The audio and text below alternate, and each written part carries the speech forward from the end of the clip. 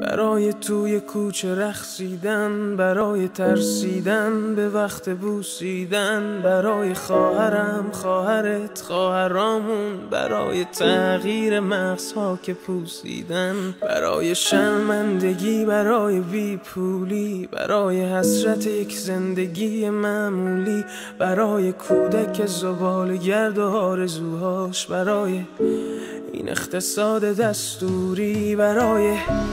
این هوای آلوده، برای ولیعصر و درختای فرسوده، برای پیروز و احتمال انقراضش، برای سگهای بیگناه ممنوعه، برای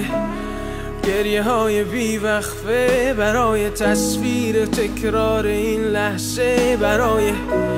چهره ای که میخنده، برای دانش آموزا، برای آینده، برای این بهشت اجباری، برای نخبه های زندانی، برای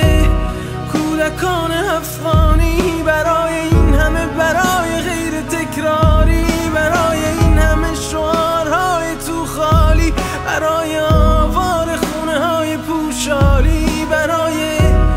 احساس آرامش، برای خورشید پس از شبای طولانی، برای قرصای اعصاب و بیخوابی، برای مرد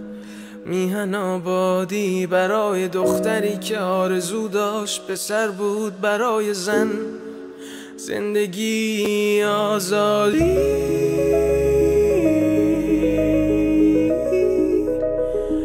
برای آزادی،